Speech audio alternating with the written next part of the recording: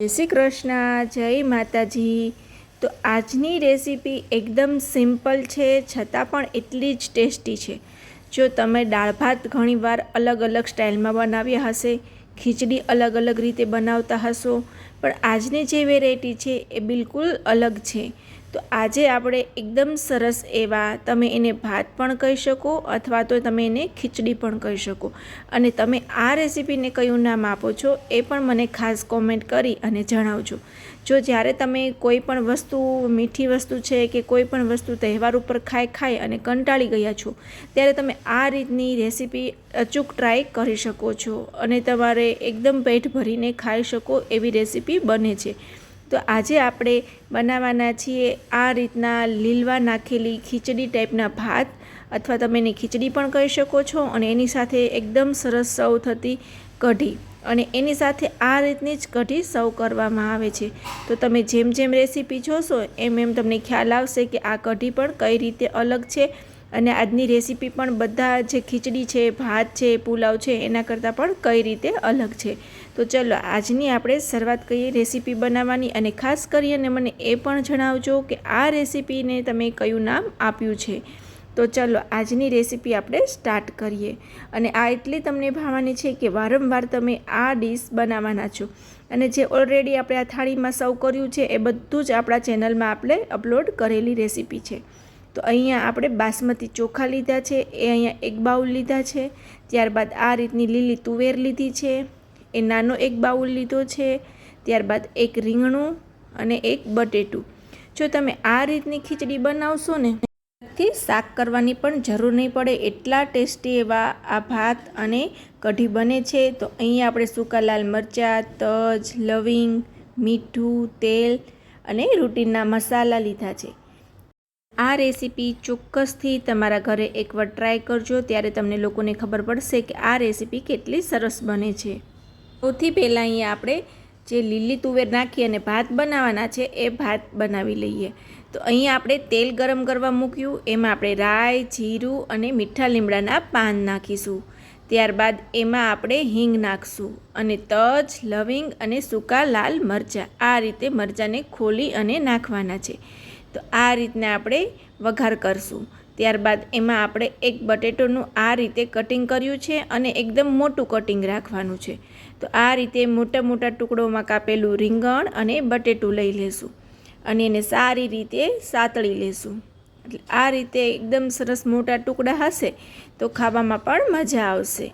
તો આ રીતે બધું મિક્સ કર્યા પછી એમાં જે આપણે લીલી તુવેરના દાણા કાઢી અને રેડી રાખ્યા છે એ લીલી તુવેર લેશું।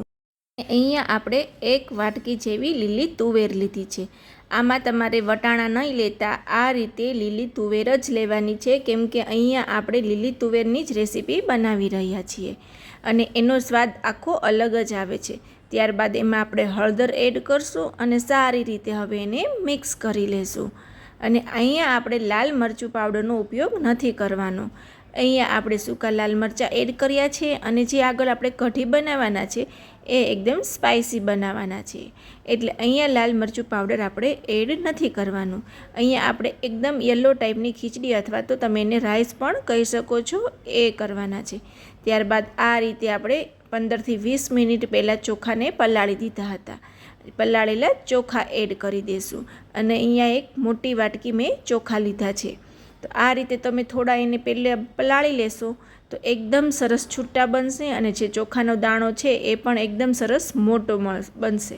જે તમે રેસ્ટોરન્ટ કે હોટલમાં ખાઓ છો અને એકદમ મોટા દાણા હોય છે ચોખાના, એ રીતના અહીંયા ભાત બની અને રેડી થશે। જો તમે ડાયરેક્ટ એને વઘારમાં નાખી દેશો તો એ એટલા મોટા દાણા નહીં થાય। તો આ રીતે તમારે એને પલાળી દેવાના છે, જેથી કરી અને એકદમ સરસ આપણા બાસમતી ચોખા બને। ત્યારબાદ એમાં આપણે જરૂરિયાત મુજબ પાણી એડ કરશું, અને આના પહેલાંના પણ વિડીયોમાં મેં તમને જણાવેલું કે જ્યારે તમે કુકરમાં રાઈસ બનાવો છો ત્યારે તમારે કઈ રીતનું માપ કરવાનું છે।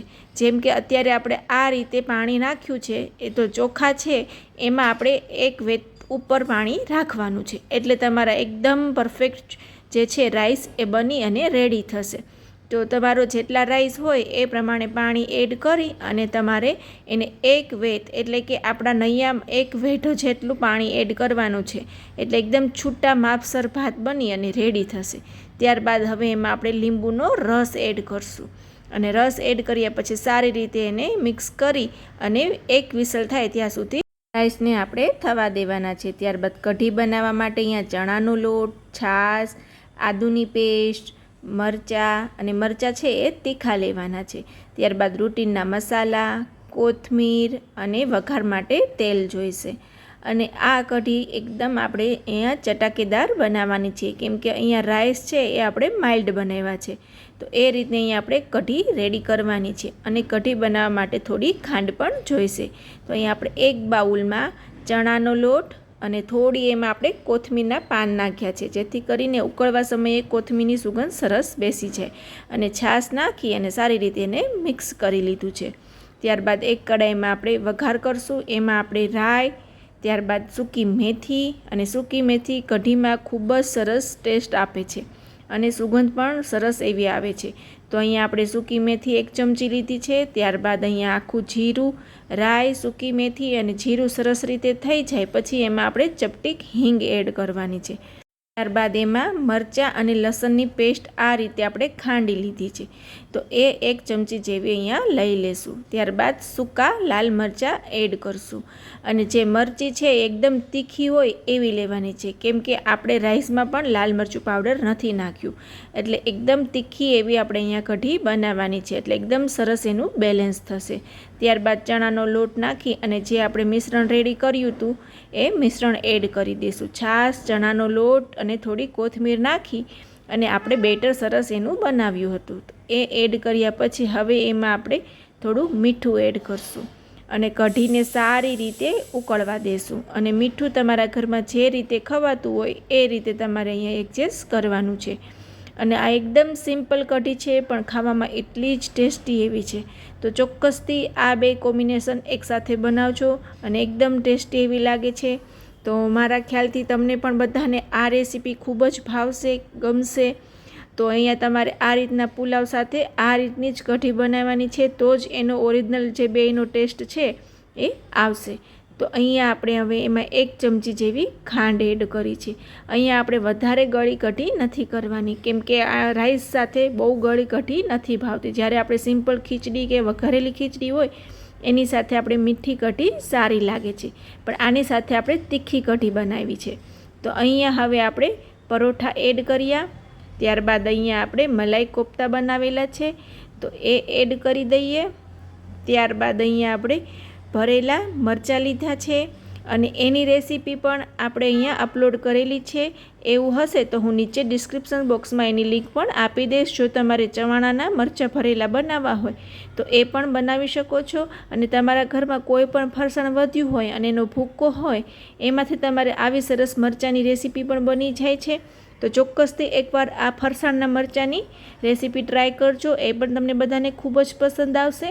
ત્યારબાદ આપણે જે રાઈસ બનાવ્યા છે અથવા તો ખીચડી પણ તમે એને ખાઈ શકો છો એ સર્વ કરશું. ત્યારબાદ કોથમીર એડ કરી અને અહીંયા આપણે જે કઢી બનાવી છે એ સર્વ કરશું. ત્યારબાદ અહીંયા આપણે લીલી ચટણી બનાવેલી છે અને એ પણ એકદમ અલગ સ્ટાઇલથી તો એ પણ અહીંયા સર્વ કરીએ. એની રેસીપી પણ મેં આપણા ચેનલમાં અપલોડ કરેલી છે. એની લિંક પણ હું ડિસ્ક્રિપ્શન બોક્સમાં આપી દઈશ, ત્યાં જઈ અને તમે જોઈ શકો છો. ત્યારબાદ અહીંયા આપણે લાલ ચટણી લસણની બનાવેલી છે તો એ પણ સર્વ કરીએ. અને એકદમ સરસ એવી આજની સિમ્પલ અને ટેસ્ટી આપણી થાળી તૈયાર છે.